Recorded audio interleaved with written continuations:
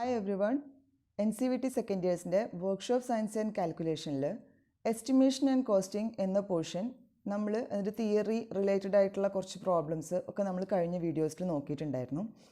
അപ്പോൾ അതിൻ്റെ ഇലക്ട്രിക്കൽ എസ്റ്റിമേഷൻ്റെ ഒരു സിമ്പിൾ എക്സാമ്പിളാണ് നമ്മൾ ഈ വീഡിയോയിൽ നോക്കാൻ പോകുന്നത്. ഇവിടെ ഇപ്പോൾ ഹൗസ് ഹോൾഡ് വയറിംഗ് ആണ് ചെയ്യുന്നത്. ഒരു സിംഗിൾ റൂമിൻ്റെ ഹൗസ് ഹോൾഡ് വയറിങ്, അതായത് ഒരു ഫാന്, 2 ലാമ്പ്, ഒരു പവർ പ്ലഗ്, ഇത്രയുമാണ് ആ റൂമിൽ കണക്ട് ചെയ്തിട്ടുള്ളത്. അപ്പോൾ ഇത്രയും എക്യുപ്മെൻറ്റ്സിൻ്റെ ഹൗസ് ഹോൾഡ് വയറിങ്ങിൻ്റെ എസ്റ്റിമേഷനാണ് നമ്മളിപ്പോൾ ഈ വീഡിയോയിൽ നോക്കുന്നത്. ഇനി സബ് സർക്യൂട്ടുകൾ, ആൻസറിലേക്ക് കടക്കാം. 2 ടൈപ്പ് സബ് സർക്യൂട്ടുകളാണ് ഉള്ളതെന്ന് നമ്മൾ കഴിഞ്ഞ ക്ലാസ്സിൽ പറഞ്ഞിട്ടുണ്ടായിരുന്നു. ഒന്ന് ലൈറ്റ് ഫാൻ സബ് സർക്യൂട്ടും പിന്നെ പവർ സബ് സർക്യൂട്ടും.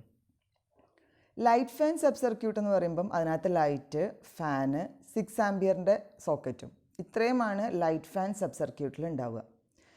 ഒരു light fan sub circuit design ചെയ്യുന്ന സമയത്ത് ശ്രദ്ധിക്കേണ്ട കാര്യങ്ങൾ എന്ന് പറയുന്നത്, അതായത് നമ്മൾ സബ് സർക്യൂട്ടുകളാക്കി ഡിവൈഡ് ചെയ്യുമ്പം ശ്രദ്ധിക്കേണ്ട കാര്യങ്ങൾ, മാക്സിമം നമ്പർ ഓഫ് പോയിൻറ്റ്സ് 10 ആയിരിക്കണം. അതായത് ഒരു ലൈറ്റ് ഫാൻ സബ് സർക്യൂട്ടിലേക്ക് കണക്ട് ചെയ്യുന്ന മാക്സിമം നമ്പർ ഓഫ് പോയിൻറ്റ്സ് 10 കൂടുതൽ പോയിൻ്റ് നമ്മൾ അതിലേക്ക് കണക്ട് ചെയ്യാൻ പാടില്ല. അതുകൂടാതെ മാക്സിമം ലോഡ് 800 വാട്ട്സ് ആയിരിക്കണം. 800 വാട്ട്സിൻ്റെ മേലേക്ക് ലോഡും അതിലേക്ക് കണക്ട് ചെയ്യാൻ പാടില്ല. ഒരു സബ് സർക്യൂട്ടിൽ, ഒരു ലൈറ്റ് ഫാൻ സബ് സർക്യൂട്ടിൽ മാക്സിമം നമ്പർ ഓഫ് പോയിൻറ്റ്സ് 10 പോയിൻറ്റിൽ കൂടുതൽ കണക്ട് ചെയ്യാൻ പാടില്ല. 800 വാട്ട്സിൽ കൂടുതലും നമ്മൾ ലോഡ് കണക്ട് ചെയ്യാൻ പാടില്ല. നെക്സ്റ്റ് ഒരു പവർ സബ് സർക്യൂട്ട്. ഒരു പവർ സബ് സർക്യൂട്ട് എന്ന് പറയുമ്പോൾ കണ്ടീഷൻസ്, അതിനകത്തേക്ക് കണക്ട് ചെയ്യുന്ന മാക്സിമം പോയിൻറ്റ്സ് എത്രയാണ്? 2 ആണ്. മാക്സിമം ലോഡ് 3000 വാട്ട്സ്, 3000 വാട്ട്സിൻ്റെ മേലേക്ക് ലോഡും പോകാൻ പാടില്ല. 2 ഔട്ട്ലെറ്റ്, അതായത് 2 പോയിൻറ്റിൽ കൂടുതൽ നമ്മൾ കണക്ട് ചെയ്യാനും പാടില്ല. ഇത്രയുമാണ് light fan sub circuit design ചെയ്യുമ്പോൾ ശ്രദ്ധിക്കേണ്ട കാര്യങ്ങൾ. നെക്സ്റ്റ്, ഇനിയിപ്പോൾ നമുക്ക് തന്നിട്ടുള്ള ഈ പ്രോബ്ലം നോക്കാം. ഇവിടെ എത്ര ലൈറ്റ് തന്നിട്ടുണ്ട്? 2 ലൈറ്റ് പോയിൻറ്റ്സ്, അതായത് 2 ലാംപ്സ് ഓഫ് 40 വാട്ട്സ്, 40 വാട്ട്സിൻ്റെ 2 ലാമ്പാണ്. ടോട്ടൽ വാട്ടേജ് എത്രയായിരിക്കും ലൈറ്റ് പോയിൻറ്റ്സിൻ്റെ? 2 × 40, 80 വാട്ട്സ് ഉണ്ടാവും. നമ്പർ ഓഫ് ഫാൻ പോയിൻറ്റ്സോ? 1 ഫാൻ ഓഫ് 60 വാട്ട്, 60 വാട്ട്സിൻ്റെ ഒരു ഫാനാണുള്ളത്. Total wattage of fan points 1 × 60, 60 watts. 16 ampere power socket എത്ര ഉണ്ട്? 500 വാട്ട്സിൻ്റെ ഒരെണ്ണം. Total wattage 500 watts. നമുക്ക് ടോട്ടൽ കണക്റ്റഡ് ലോഡ് എന്ന് പറയുമ്പം ഈ റൂമിലേക്ക് നമ്മൾ കണക്ട് ചെയ്തിട്ടുള്ള ടോട്ടൽ ലോഡ് ഏതൊക്കെയാണ്? 80 + 60 + 500, 640 വാട്ട്സ് ആണെന്ന് കിട്ടും. നമ്പർ ഓഫ് സബ് സർക്യൂട്ടുകൾ എത്രയാണ്? 2. ഒരു ലൈറ്റ് ഫാൻ സബ് സർക്യൂട്ടും പിന്നെ പവർ സോക്കറ്റിന് വേണ്ടിയിട്ട് വേറെ ഒരു സബ് സർക്യൂട്ടും.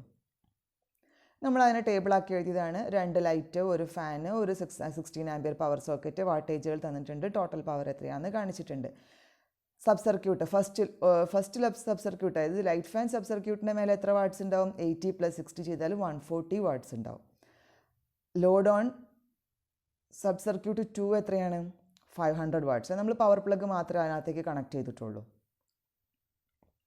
അതിൻ്റെ ഡിസ്ട്രിബ്യൂഷൻ ബോർഡിൻ്റെ, മീറ്റർ ബോർഡിൻ്റെയൊക്കെ കണക്ഷനാണ്, എനർജി മീറ്ററിൻ്റെയൊക്കെ കണക്ഷനാണ് ഈ കാണിച്ചിട്ടുള്ളത്. എനർജി മീറ്ററിലേക്ക് ലൈനും, അതായത് ഫേസും ന്യൂട്രലും 2 ലൈൻ വരുന്നുണ്ട്. ഫേസും ഫ്യൂസ് വഴിയും ന്യൂട്രൽ ലിങ്ക് വഴിയും മെയിൻ സ്വിച്ചിൽ കയറി. മെയിൻ സ്വിച്ചിൽ നിന്ന് അത് വീണ്ടും ഫ്യൂസ് വഴി എന്ത് ചെയ്തു? ഡിസ്ട്രിബ്യൂഷൻ ബോക്സിലേക്ക് കടന്നു. ഡിസ്ട്രിബ്യൂഷൻ ബോക്സിൽ നിന്നാണ് എന്ത് ചെയ്യുന്നത്? 2 സബ് സർക്യൂട്ട് ആക്കിയിട്ട് ഡിവൈഡ് ചെയ്തിട്ട് 2 ന്യൂട്രലും 2 ഫേസും പോകുന്നുണ്ട്. എർത്ത് വയറും കണക്ട് ചെയ്തിട്ടുണ്ട്. ഇനി അതിൻ്റെ വയർസിൻ്റെ സൈസ് നമ്മൾ കാൽക്കുലേറ്റ് ചെയ്യണം. വയറിൻ്റെ സൈസ് കാൽക്കുലേറ്റ് ചെയ്യുമ്പം ശ്രദ്ധിക്കേണ്ട കാര്യങ്ങൾ എന്തൊക്കെയാണ്? അതിൻ്റെ കറണ്ട് ക്യാരിയിങ് കപ്പാസിറ്റിയാണ്. അതായത് എത്ര കറണ്ട് ഓരോ വയറിലൂടെയും പോകേണ്ട ആവശ്യമുണ്ട് എന്ന് നോക്കിയിട്ടാണ് നമ്മൾ എന്ത് ചെയ്യുക? വയറിൻ്റെ സൈസ് കാൽക്കുലേറ്റ് ചെയ്യുക. ഫസ്റ്റ് വൺ, നമ്മൾ എന്ത് ചെയ്തു? മീറ്റർ ബോർഡിൽ നിന്ന് ഡിസ്ട്രിബ്യൂഷൻ ബോർഡ് വരെ ഒരു കണക്ഷൻ ഉണ്ട്. മീറ്റർ ബോർഡിൽ നിന്ന് ഡിസ്ട്രിബ്യൂഷൻ ബോർഡ് വരെയുള്ള കണക്ഷൻ എടുക്കണമെങ്കിൽ നമ്മൾ എന്ത് ചെയ്യണം? ടോട്ടൽ വാട്ടേജിൻ്റെ കണ്ടീഷനാണ് അവിടെ നോക്കേണ്ടത്. ഓക്കെ, ടോട്ടൽ വാട്ടേജ് നോക്കുന്ന സമയത്ത് നമുക്ക് എത്രയായിരുന്നു? 640 വാട്ട്സ് ആണ്. 640 watts divided by 230 supply voltage ചെയ്യാം. 230 സപ്ലൈ വോൾട്ടേജ് ചെയ്യുന്ന സമയത്ത് നമുക്ക് എത്രയാണ് കിട്ടുന്നത്? 2.783 ആംസ്. അതാണ് കറണ്ട് വേണം. അതായത് മീറ്റർ ബോർഡിൽ നിന്ന് ഡിസ്ട്രിബ്യൂഷൻ ബോർഡിലേക്ക് പോകുന്ന വയറിലുള്ള കറണ്ട് എത്രയാണ്? 2.783. അത് കുറവാണ്, മിനിമം കറണ്ടാണ് ഉള്ളതുള്ളൂ. പിന്നെ first light fan sub circuit. First light fan sub circuit എന്ന് പറയുമ്പോൾ ഡിസ്ട്രിബ്യൂഷൻ ബോർഡിൽ നിന്ന് പുറത്തേക്ക് പോകുന്ന കണക്ഷനാണ്. ഡിസ്ട്രിബ്യൂഷൻ ബോർഡിൽ നിന്ന് first light fan sub circuit 1ലേക്ക് പോകുന്ന കണക്ഷൻ എന്ന് പറയുമ്പോൾ കറണ്ട് 2 എത്രയായിരുന്നു അതിലെ ലോഡ് 140. 140 ഡിവൈഡഡ് ബൈ 240 മിസ്റ്റേക്ക് ചെയ്താണ്. അത് ഒരു 230 വോൾട്ടാണ് അവിടെ എഴുതേണ്ടത്. അപ്പം 140 ബൈ 230 വോൾട്ടാണ് ആൻസർ. 0.6086 ആംസ്. അത്രയും ആംബിയർ കിട്ടും. അതും കുറവാണ്. നമുക്ക് കുറഞ്ഞ സപ്ലൈ മാത്രം, കുറഞ്ഞ സൈസുള്ള വയർ മാത്രം എടുത്താൽ മതി. അപ്പോൾ ഈ കേസിൽ നമുക്ക് എന്ത് ചെയ്യാം? So we can use aluminium wire of 1.5 square mm aluminium wire use ചെയ്യാം. ഏത് സബ് സർക്യൂട്ട് 1ന്, അതായത് 1/1.4 mm. അല്ലെങ്കിൽ copper wire of 1 square mm copper wire use ചെയ്യാം 1/1.12 mm. അലുമിനിയം വയറിൻ്റെ മിനിമം സൈസ് 1.5 സ്ക്വയർ mm ആണ് വേണ്ടതെന്ന് നമ്മൾ പറഞ്ഞിട്ടുണ്ടായിരുന്നു. അതുപോലെ കോപ്പറിൽ 1 സ്ക്വയർ mm ആണ് മിനിമം സൈസ് നമ്മൾ എടുക്കാറുള്ളത്. ഇനി പവർ സബ് സർക്യൂട്ടിലെ കറണ്ട് എത്രയാണ്? 500/230. അവിടെ 240 അല്ല 230 ആണ് നമ്മൾ എടുത്ത കണ്ടീഷനിൽ 230 ആണ്. 500/230 ചെയ്ത് കഴിഞ്ഞാൽ 2.173 ആംബിയർന്ന് കിട്ടും. ഇവിടെ minimum permissible size of wire using in the power sub circuit. ഒരു പവർ സബ് സർക്യൂട്ടിൽ നമ്മൾ എപ്പോഴും എടുക്കുന്ന സമയത്ത് 2.5 സ്ക്വയർ mm അലുമിനിയം വയർ അല്ലെങ്കിൽ 1.5 സ്ക്വയർ mm കോപ്പർ വയറാണ് എടുക്കുക. നമ്മൾ പിന്നീട് എന്തെങ്കിലും എക്സ്റ്റൻഷൻ ആവശ്യം വന്നാലും അത് മാറ്റാൻ ബുദ്ധിമുട്ടാവുമല്ലോ. അതുകൊണ്ടാണ് നമ്മൾ അത്രയും ആയം തന്നെ കണ്ടുവെക്കുന്നത്. In the case of meter board to distribution board, ഈ കേസിൽ മീറ്റർ ബോർഡിൽ നിന്ന് ഡിസ്ട്രിബ്യൂഷൻ ബോർഡിലേക്ക് എത്ര വരും? പവർ സബ് സർക്യൂട്ടിന് വേണ്ടിയിട്ട് യൂസ് ചെയ്ത വയറിൻ്റെ അതേ സൈസ് തന്നെ ഉപയോഗിച്ചാൽ മതിയാവും. അതായത് 1.5 സ്ക്വയർ mm കോപ്പർ വയർ അല്ലെങ്കിൽ 2.5 square mm aluminium wire use ചെയ്യാം. ഇതിൻ്റെ മൾട്ടി ലൈൻ ഡയഗ്രാം എന്ന് പറയുമ്പോൾ എല്ലാ കണക്ഷനും കാണിച്ചിട്ടുണ്ട്. നമുക്കറിയാം DBന്ന് 2 ഫേസും 2 ന്യൂട്രലും പുറത്ത് പോകുന്നുണ്ട്. അത് 2 സബ് സർക്യൂട്ടിലേക്കുള്ള ഫേസ് ന്യൂട്രൽ പ്ലസ് അടുത്ത എർത്ത് വയറും ഉണ്ട്. ഒരു 2 ഫേസ്, അതായത് ഇപ്പം ആദ്യത്തെ സ്വിച്ച് ബോർഡിലേക്ക് 2 ലൈറ്റിൻ്റെയും ഒരു ഫാനിൻ്റെയും സ്വിച്ച് ബോർഡിലേക്ക് എന്ത് ചെയ്തിട്ടുണ്ട്? ഒരു ഫേസ് ഇറങ്ങി വന്നിട്ടുണ്ട്. അതുപോലെ അതിൽ നിന്ന് 3ലേക്കുള്ള ഓരോ ഫേസ് തിരിച്ചു പോകുന്നുണ്ട്. അപ്പോൾ അവിടെ എത്രയാണ്? 4 വയർ വരുന്നുണ്ട്. പ്ലസ് ഇനി ആദ്യത്തെ ഫാനിലേക്കൊരു സ്വിച്ചിൽ നിന്ന് ഫാനിലേക്കൊരു ഫേസ്, ഒരു ന്യൂട്രൽ വരുന്നുണ്ട്. ആ ന്യൂട്രൽ തിരിച്ച് അടുത്ത ലാമ്പിൽ കയറുന്നു. ആ ലാമ്പിലേക്കും സ്വിച്ച് ബോർഡിൽ നിന്ന് ഒരു ഫേസ് വരുന്നുണ്ട്. അതിൻ്റെ അടുത്ത ലാമ്പ് L2ലേക്കും ഒരു ഫേസും വരുന്നുണ്ട്, ന്യൂട്രലും വരുന്നുണ്ട്. പിന്നെ ഇത് നമ്മൾ DBന്ന് ഡയറക്റ്റായിട്ട് ഒരു ഫേസും ഒരു ന്യൂട്രലും ഏതിലേക്ക് വരുന്നുണ്ട്? ഒരു എർത്തും വരുന്നുണ്ട്. ഏതിലേക്ക്? നമ്മുടെ പവർ പ്ലഗിലേക്ക് വരുന്നുണ്ട്. ഇതാണ് ഇതിൻ്റെ മൾട്ടി ലൈൻ ഡയഗ്രാം. അതിന് സിംഗിൾ ലൈൻ ഡയഗ്രാക്കി വരച്ചു കഴിഞ്ഞാൽ ഇങ്ങനെ വരയ്ക്കാം. DBന്ന് നേരെ സ്വിച്ച് ബോർഡിലേക്ക് എത്ര എണ്ണം വരുന്നുണ്ട്? 4. സ്ലാഷ് ഇട്ടിട്ട് 4 എഴുതിയിട്ടുള്ളത് എത്ര കണ്ടക്ടർ ഉണ്ട് എന്നുള്ളതാണ് കാണിച്ചിട്ടുള്ളത്. 2 ഫേസും 2 ന്യൂട്രലും 4. ഇനി സ്വിച്ച് ബോർഡിലേക്കുള്ള ആ കോൺഡ്യൂട്ടിനകത്ത് 4 വയറാണുള്ളത്. അതെങ്ങനെയാണ്? ഒരു ഫേസ് അകത്തേക്ക് പോകുന്നതും 3 ഫേസ് പുറത്തേക്ക് വരുന്നതും, അങ്ങനെ 4 എണ്ണം. ഇനി ഫാനിൻ്റെ ഭാഗത്തേക്ക് 6 എണ്ണം, അതായത് 2 ഫേസും 2 ന്യൂട്രലും, 2 ഫേസ് അല്ല, പവർ പ്ലഗിലേക്കുള്ള ഒരു ഫേസും ഒരു ന്യൂട്രലും പ്ലസ് ആ 3 എക്യുപ്മെൻറ്റ്, 3 ലൈറ്റിലേക്കും ഫാനിലേക്കും ഒക്കെ ഉള്ള 3 ഫേസും ഉണ്ടാവും, ഒരു ന്യൂട്രലും ഉണ്ടാവും. അപ്പോൾ 4 + 2 6 ഇനി അതുപോലെ ലൈറ്റിലേക്കുള്ള ഫേസും ന്യൂട്രലും പോകുന്നുണ്ട്. ഓരോ ലൈറ്റിലേക്കും ഫേസും ന്യൂട്രലും പോകുന്നുണ്ട്. പവർ പ്ലഗിലേക്ക് അതിൻ്റെ ഫേസും ന്യൂട്രലും DBന്ന് ഡയറക്റ്റായിട്ട് പോകുന്നുണ്ട്.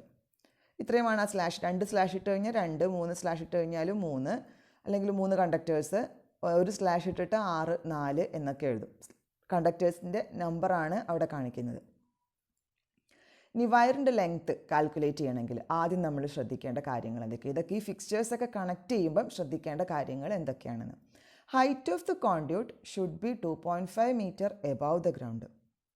കോൺഡ്യൂട്ടിൻ്റെ ഹൈറ്റ്, നമ്മൾ കോൺഡ്യൂട്ട് വലിക്കുന്നതിൻ്റെ height 2.5 metre above the ground ആയിരിക്കണം. ഏകദേശം ഒരു 3 മീറ്റർ ഹൈറ്റ് ഉള്ളൊരു ബിൽഡിംഗ് ആണ്. അങ്ങനെയാണെങ്കിൽ 2.5 മീറ്റർ എബവ് ദ ഗ്രൗണ്ട് ആയിരിക്കണം. സ്വിച്ച് ബോർഡിൻ്റെ കണക്ഷൻ എങ്ങനെയായിരിക്കണം? Switch board should be at a height of 1.25 to 1.35 metre above the ground. 1.25 മുതൽ 1.35 മീറ്റർ വരെ ഹൈറ്റിലായിരിക്കും നമ്മൾ സാധാരണ സ്വിച്ച് ബോർഡ് വെക്കുക. സാധാരണ കേസിൽ 1.3 മീറ്ററിൽ വെക്കാം. അതായത് 130 സെൻറ്റിമീറ്ററിൽ നമുക്ക് എന്ത് ചെയ്യാം? സ്വിച്ച് ബോർഡ് കണക്ട് ചെയ്യാം. Distribution board should be 1.5 meter above the ground. DBയുടെ പൊസിഷൻ എപ്പോഴും 1.5 മീറ്റർ എബവ് ദ ഗ്രൗണ്ട് ആയിരിക്കും. The light points are usually at a height of 2.5 meter from ground. നേരത്തെ പാറ്റേണും കോൺഡ്യൂട്ടൊക്കെ വെക്കുന്ന അതേ ഹൈറ്റ് തന്നെ 2.5 മീറ്റർ എബവ് ദ ഗ്രൗണ്ട്. നമ്മൾ ചെയ്തിട്ടുള്ള എക്സാമ്പിളിൻ്റെ ഫിഗറാണ്, അതിൻ്റെ ഡയമെൻഷൻസ് ഒക്കെ കാണിച്ചിട്ടുണ്ട്. ഡി ബിയുടെ ഹൈറ്റ് 1.5 മീറ്ററാണ്. അപ്പോൾ 2.5 കഴിഞ്ഞാൽ മേലെ നിന്ന് താഴേക്ക് എത്രയായിരിക്കും? 3 മീറ്ററാണ് ടോട്ടൽ ഹൈറ്റ് എന്നുണ്ടെങ്കിലും 2.5 ബാറ്റൺ അല്ലെങ്കിൽ വലിച്ചു കഴിഞ്ഞാൽ കൗണ്ടിട്ട് വലിച്ചു കഴിഞ്ഞാൽ മേലെ നിന്ന് താഴേക്ക് 0.5 മീറ്റർ ഗ്യാപ്പ് ഉണ്ടാവും. ആ 0.5 കഴിച്ചാൽ നമ്മൾ ഡി ബിന്ന് കോൺഡ്യൂട്ട് വരെയുള്ള ഹൈറ്റ് എത്രയായിരിക്കും? 1 മീറ്റർ. അത് കഴിഞ്ഞ് ഈ റൂമിൻ്റെ സൈസ് കാണിച്ചിട്ടുണ്ട്. 3 metre height, 3 metre width, 4 metre length ഉള്ള ഒരു റൂമാണ്. ഇനി ആ ചുമരിൽ നിന്ന് നേരെ ഇപ്പുറത്തെ ചുമരിലേക്ക് കടന്ന് ഒരു 1 മീറ്ററോളം ഡിസ്റ്റൻസ് കവർ ചെയ്തു. തിരിച്ച് എന്ത് ചെയ്തു? വീണ്ടും 2 മീറ്റർ, അതായത് റൂമിൻ്റെ പകുതിയോളം ട്രാവൽ ചെയ്ത് സ്വിച്ച് ബോർഡിൻ്റെ മേലെ എത്തി. സ്വിച്ച് ബോർഡിലേക്കുള്ള കോൺഡ്യൂട്ട് എത്രയായിരുന്നു? 0.7 മീറ്റർ. സ്വിച്ച് ബോർഡിൻ്റെ മേലേക്ക് ഏകദേശം ഒരു 0.7 മീറ്റർ കാണിച്ചിട്ടുണ്ട്. സ്വിച്ച് ബോർഡ് 1.3 മീറ്റർ ഹൈറ്റിലാണ് വെച്ചിട്ടുള്ളത്. എന്നിട്ട് എന്ത് ചെയ്തു? സ്വിച്ച് ബോർഡിൽ നിന്ന് നേരെ മേലേക്ക് കയറി ഫാനിലേക്കും 2 ലൈറ്റിലേക്കും കണക്ഷൻ പോയിട്ടുണ്ട്. ഫാനിൻ്റെ അവിടെ നിന്ന് നേരെ പവർ പ്ലഗിലേക്ക് താഴേക്ക് കണക്ഷൻ വന്നു. പവർ പ്ലഗ് എത്ര ഹൈറ്റിലാണ് ഇരിക്കുന്നത്? മേലെ നിന്ന് താഴേക്ക് പവർ പ്ലഗ് ഒരു 0.9 മീറ്ററിൽ. നമ്മൾ സ്വിച്ച് ബോർഡൊക്കെ വെക്കുന്ന അതേ ഹൈറ്റിലായിരിക്കും പവർ പ്ലഗും ഏകദേശം വെക്കുന്നുണ്ടാവുക. ഇനി ഇത് വെച്ചിട്ട് നമുക്ക് എന്ത് ചെയ്യാം? വയറിൻ്റെ ലെങ്ത്ത് കാൽക്കുലേറ്റ് ചെയ്യാം. Length of 1.5 square mm copper cable. 1.5 square mm copper cable നമ്മൾ എവിടെയൊക്കെ യൂസ് ചെയ്ത്? മീറ്റർ ബോർഡിൽ നിന്ന് ഡിസ്ട്രിബ്യൂഷൻ ബോർഡ് വരെയും യൂസ് ചെയ്തു. ഡിസ്ട്രിബ്യൂഷൻ ബോർഡിൽ നിന്ന് സ്വിച്ച് ബോർഡ് വരെയും നമ്മൾ യൂസ് ചെയ്തു. പിന്നെ നേരെ എന്ത് ചെയ്തു? പവർ പ്ലഗിലേക്കും യൂസ് ചെയ്തിട്ടുണ്ട്. മീറ്റർ ബോർഡിൽ നിന്ന് ഡിസ്ട്രിബ്യൂഷൻ ബോർഡിലേക്ക് നമ്മൾ യൂസ് ചെയ്തതിൻ്റെ ഗ്യാപ്പ് എന്തായിരുന്നു? അതായത് ഒരു നേരെ ഈ ഡി ബി വെച്ചതിൻ്റെ തൊട്ടപ്പുറത്താണ് ചുമരിലാണ് ഇരിക്കുന്നതെന്ന് അസ്യൂം ചെയ്യുകയാണെങ്കിൽ ഏകദേശം ഒരു 2.25 മീറ്റർ എങ്ങാനും. ഇപ്പോൾ 2 × 0.25, അത് ഫേസും ഉണ്ട് ന്യൂട്രലും ഉണ്ട്. അതാണ് നമ്മൾ 2 വെച്ച് മൾട്ടിപ്ലൈ ചെയ്യുന്നത്. 2 × 0.25, 0.5 മീറ്റർ അപ്രോക്സിമേറ്റ് വാല്യൂ ആണ്. കുറച്ച് കൂടുതൽ എടുത്തിട്ടുണ്ടാവും. ഡിസ്ട്രിബ്യൂഷൻ ബോർഡിൽ നിന്ന് സ്വിച്ച് ബോർഡ് വരെയും പിന്നെ പവർ പ്ലഗിലേക്കുള്ള കണക്ഷൻ, അതാണ് നമ്മൾ ചെയ്തിട്ടുള്ളത്. 4 × 1 + 1 + 2. അതെങ്ങനെയാണ് കിട്ടിയത്? ഡിസ്ട്രിബ്യൂഷൻ ബോർഡിൽ നിന്ന് നേരെ പോകുന്നത് നമ്മൾ 4 വയറുണ്ടെന്ന് പറഞ്ഞില്ലേ? 4 × നേരെ മേലേക്ക് 1, ഇപ്പുറത്തെ ചുമരിലേക്ക് കടന്നത് 1, പ്ലസ് എന്ത് ചെയ്തു? റൂമിൻ്റെ പകുതിയിലേക്ക് വന്നത് 2, പ്ലസ് 0.7, അതായത് സ്വിച്ച് ബോർഡിലേക്ക് താഴേക്ക് ഇറങ്ങിയ ഒരു ഫേസിൻ്റെയാണ് 0.7, പ്ലസ് 2 × 1.5 + 2 + 0.9. അതായത് 1.5 എന്ത് ചെയ്തു? മേലെ കയറിയിട്ട് റൂമിൻ്റെ പകുതിയിലേക്ക് 1.5ലേക്ക് പോന്നു, പ്ലസ് 2 റൈറ്റ് സൈഡിലേക്ക് അവിടെ താഴെ 0.9 പവർ പ്ലഗിലേക്ക് വന്നു. അത്രയുമാണ് എന്ത്? ഏകദേശം 23.5 കിട്ടി. ടോട്ടൽ ലെങ്ത്ത് 23.5 പ്ലസ് നമ്മുടെ മീറ്റർ ബോർഡ് ഡിസ്ട്രിബ്യൂഷൻ ബോർഡിൻ്റെ കണക്ഷൻ്റെ 0.5ഉം വേസ്റ്റേജും കൂടെ ആഡ് ചെയ്ത് കഴിഞ്ഞാൽ ഏകദേശം ഒരു 25 മീറ്റർ. അപ്രോക്സിമേറ്റ് വാല്യൂ ആണ് എടുക്കുന്നത്, കറക്റ്റ് അല്ല. ഇതൊക്കെ ജസ്റ്റ് എങ്ങനെയാണ് ചെയ്യുക എന്ന് കാണിക്കാൻ വേണ്ടിയിട്ട് മാത്രമാണ്. 25 മീറ്റർ എടുത്തു. ഇനി length of 1 square mm copper wire ആണെങ്കിലോ, സ്വിച്ച് ബോർഡിൽ നിന്ന് ഉള്ള മറ്റുള്ള എക്യുപ്മെൻറ്റ്സിലേക്കുള്ള കണക്ഷനാണ് 1 സ്ക്വയർ mm എടുക്കുന്നത്. 3 × 0.7, അതായത് സ്വിച്ച് ബോർഡിൽ നിന്ന് തിരിച്ചു പോകുന്ന 3 വയർ ഇൻറ്റു 0.7. അവിടെ എത്തിക്കഴിഞ്ഞാൽ എന്ത് ചെയ്യും? പ്ലസ് 4 × 1.5. തിരിച്ച് ഫാനിൻ്റെ അങ്ങോട്ട് 1.5 മീറ്റർ ഡിസ്റ്റൻസ് ഉണ്ട്, അങ്ങോട്ടേക്ക് 4 വയറുണ്ട്. അതായത് 3 ഫേസും ഒരു ന്യൂട്രലും 4 വയർ, പ്ലസ് 2 × 0.25. 2.25 എന്ന് പറയുമ്പോൾ ഫാൻ നമ്മളൊരു 0.25 ഡിസ്റ്റൻസിൽ ഇറക്കി വെച്ച് 0.25 ഒന്നും ഉണ്ടാവില്ല, വേസ്റ്റേജ് അടക്കം നമ്മൾ എന്ത് ചെയ്തു? 0.25 എടുത്തു. 2 × ഫേസും ന്യൂട്രലും ഫാനിലേക്ക് ഇറങ്ങിയത് 2 × 0.25 പ്ലസ് 2 × 2 + 0.5, 2.5 വരും. എങ്ങോട്ടേക്ക്? ലെഫ്റ്റ് സൈഡിലുള്ള ലാമ്പിലേക്ക്, അതായത് L2 എന്ന് പറഞ്ഞ ലാമ്പിലേക്കാണ് ആ 2 + 0.5 × 2 ചെയ്തിട്ടുള്ളത്. പ്ലസ് 2 × 1.5 + 0.5 L1 എന്ന് പറഞ്ഞ ലാമ്പിലേക്കും. മൊത്തം എത്ര കിട്ടി? 17.6 മീറ്റർ. അപ്രോക്സിമേറ്റ് ചെയ്ത് നമ്മൾ എന്ത് ചെയ്തു? വേസ്റ്റേജ് അടക്കം 20 മീറ്റർ എടുത്തു. ഇനി ലെങ്ത് ഓഫ് ദ കോൺഡ്യൂട്ട് കാണണം.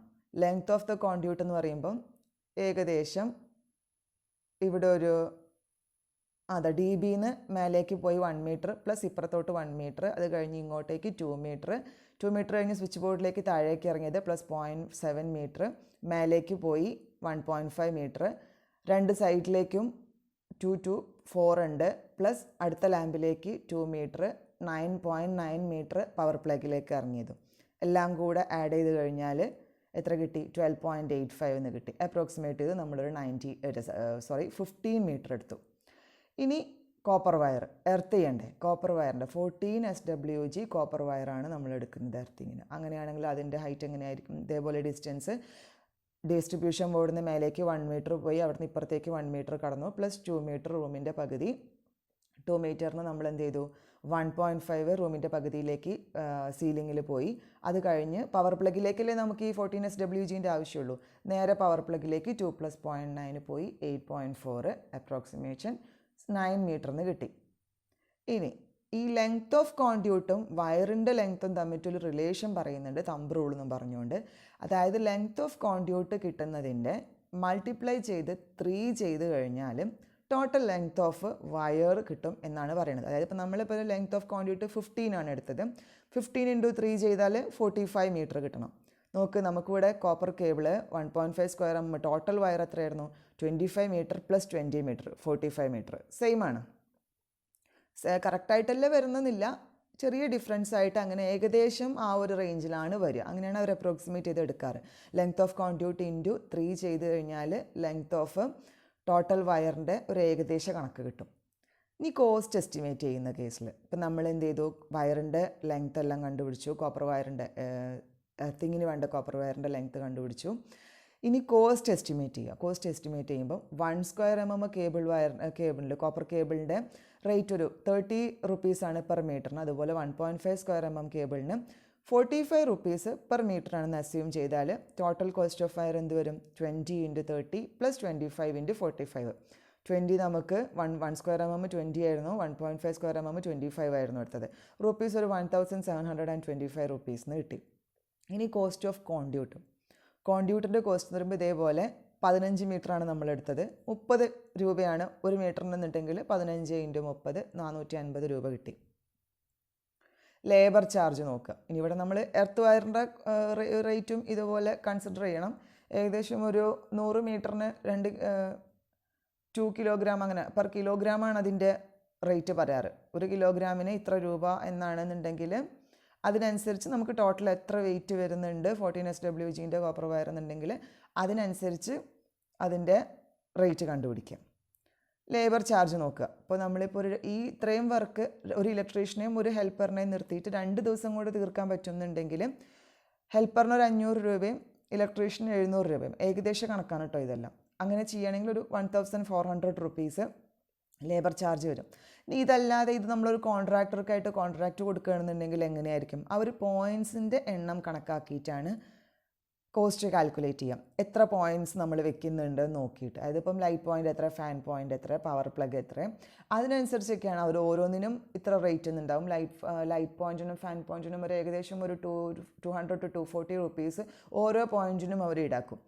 പ്ലസ് ഒരു 5 മീറ്റർ ലെങ്ത്തിന്, ഇപ്പോൾ 1.5 സ്ക്വയർ mm വയറാണെങ്കിൽ 5 മീറ്റർ ലെങ്ത്തിന് 50 രൂപ ലേബർ ചാർജ്. അത് കഴിഞ്ഞിട്ട് വരുന്ന ഓരോ മീറ്ററും എക്സ്ട്രാ ചാർജ് ഈടാക്കുക. അങ്ങനെയാണ് അവർ എന്ത് ചെയ്യുക? കോൺട്രാക്ടർ കൊടുക്കുന്ന സമയത്ത് അവർ എസ്റ്റിമേറ്റ് കണ്ടുപിടിക്കാറ്. ഇതിപ്പോൾ നമ്മളല്ലാതെ ഡയറക്റ്റ് ഒരു ഇലക്ട്രീഷ്യനെയും ഒരു ഹെൽപ്പറിനെയും കൊടുക്കുന്ന കേസാണ് മേലെ പറഞ്ഞത്. പിന്നെ പ്ലസ് കോസ്റ്റ് നമ്മൾ ലൈറ്റിൻ്റെയും ഫാനിൻ്റെയും നമ്മൾ വാങ്ങാൻ ഉപയോഗിച്ച എല്ലാ സാധനങ്ങളുടെയും പവർ പ്ലഗ്, സ്വിച്ച് ബോർഡിനുള്ള മെറ്റീരിയൽസ്, അതുപോലെ ഇപ്പോൾ കണ്ടുപിടിച്ച സംഭവങ്ങൾ ലെങ്ത്ത്, വയറ്, അതുപോലെ കോൺഡ്യൂട്ട്, ഇതെല്ലാം കാൽക്കുലേറ്റ് ചെയ്യുക. പ്ലസ് മിസ്സലേനിയസ് ആയിട്ടുള്ള ഒബ്ജക്ട്സ്, സ്ക്രൂ, എൽബോ, ബെൻഡ്, ഇതിൻ്റെ എല്ലാത്തിൻ്റെയും പ്രൈസ് ആഡ് ചെയ്ത് കഴിഞ്ഞാൽ നമുക്ക് ടോട്ടൽ മെറ്റീരിയൽ കോസ്റ്റ് കിട്ടും. പ്ലസ് എന്ത് ചെയ്യുക? ലേബർ ചാർജ് ആഡ് ചെയ്യുക. ഇനി കോൺട്രാക്ടറുടെ ഒക്കെ കേസിലാണെങ്കിൽ എന്തുണ്ടാവും? സൂപ്പർവിഷൻ ചാർജും കൂടി ഉണ്ടാവും. അങ്ങനെ ടോട്ടൽ കോസ്റ്റ് എസ്റ്റിമേറ്റ് എന്ന് പറയുമ്പം എന്തൊക്കെ വരും ഇതിനകത്ത്? Material cost plus labour charge plus supervision charge. ഇങ്ങനെയാണ് നമ്മളൊരു സിമ്പിൾ റൂം അല്ലെങ്കിൽ ഒരു ഇലക്ട്രിക്കൽ എസ്റ്റിമേഷൻ ചെയ്യേണ്ട മെത്തേഡ്. ഇതൊക്കെയാണ്.